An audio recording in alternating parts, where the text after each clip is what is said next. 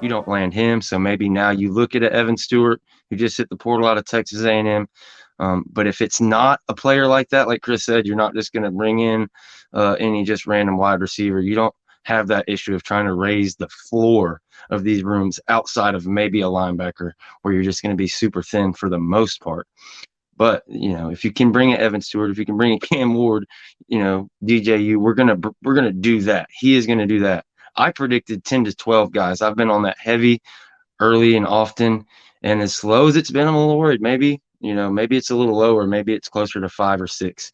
But I also feel like it's just kind of a weird portal year. It feels like I think Chris alluded to it. There's a lot of mid out there. There isn't a lot of stuff you're going to bring in and really change a position group. There's some depth, if you need to bring in some linebackers because you don't have depth, but there's not the Keon Coleman's and Jared Verses all over the place this year. So we'll see who else hits after some of these bowl games and in that spring portal class. And he could absolutely bring 10, 12, 13 guys like he has, but he's going to continue to do what Mike Norvell has done. And the portal class might be a little bit how he treated high school the first 2 or 3 years. He's only going to bring in Florida State guys he thinks he can come in and help possibly for multiple years. He's not going to sign portal people just to, say I've got a good portal class, but he will definitely grab some good pieces if they hit the market. Cam Ward has wrapped up his visits, and DJ Uiagalelei, I don't know that he has any other scheduled visits where he stands, but he has obviously visited FSU as well. Do we have a lean on which direction they're going to go? Or do we have a preference between those two? I know that I would have one, I believe, not that I've seen him play a ton of football. Well, I would assume that means that lead would be Cam Ward. My lean would be Cam Ward. I've seen DJ play a lot of football. Cam Ward, he's played for Washington State. And for as much as I watch a ton of college football and watch as much as possible, can't say that I sit down and watch a lot of Washington State football. So I've seen a throw here and a throw there and a drive there and a drive here. But DJ I've seen play a lot. And I know that he can be better than what he's shown, but I don't know that he is a Florida State class quarterback. So how I put this is I think that I'm going to trust Mike on whichever one he wants.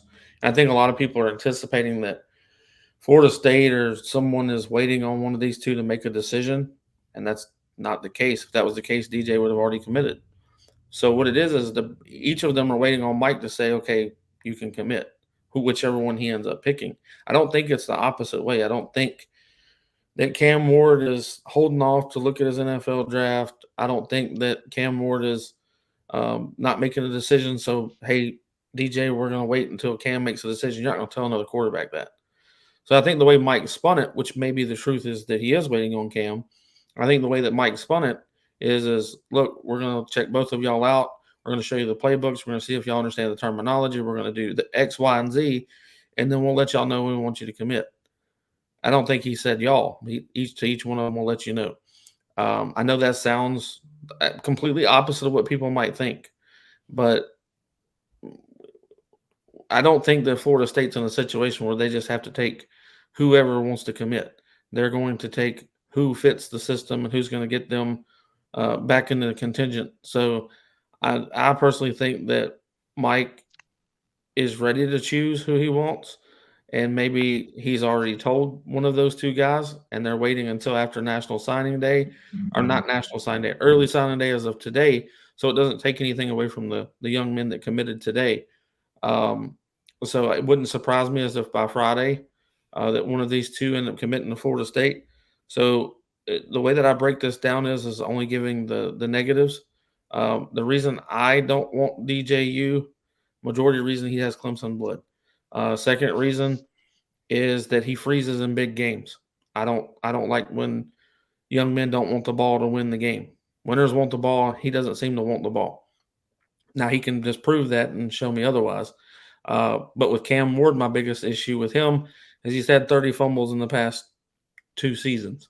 But is that because his offensive line is terrible? Is it because he's trying to make a play every play that he gets the ball? Is he running for his life on the majority of the plays that he has the ball? Like, there's a lot of things that cause you to fumble the ball 30 times. It's not just the way you hold the ball. which that also can be fixed. So to me, I think that Coach Norvell and Tony Tokarts, with either one that they get, this will be the best that you've seen them play in college. I think if we get DJU, this will be the best that you've seen him play. If we get Cam Ward, it will definitely be the best that you've ever seen him play. So I'm down for either one. I think Florida State's leaning toward Cam Ward personally, but I'm not going to be upset if they get DJU. As long as he does the blood infusion where he takes the orange and white out and puts garnet and gold in, I'll be good. Yeah, man. It's one of those things. It's pretty unprecedented. I can't really remember a situation like this where you've got the portal and quarterback being such a huge and hot commodity, and you've got two of the top guys.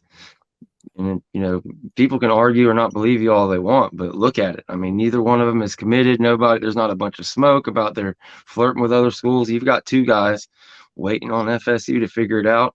I trust Mike Norvell implicitly. If it was somebody else with a different track record or I didn't trust, I'd be like, man, I would be really worried. But it really seems like you end up with one of these two, and whichever one he gets, I'm fine with. Chris talked about it a little bit. They're just two different guys, both with good qualities. He named some of the the bad qualities. I'll name some of the better qualities. I think Cam Ward is a guy, if you have everything together, if Mike Norvell, Derek Ray gets this roster built the correct way and they've got an offensive line for him, they have a running game for him, they maybe pick up a Evan Stewart, he can take you all the way, possibly compete for a title again next year.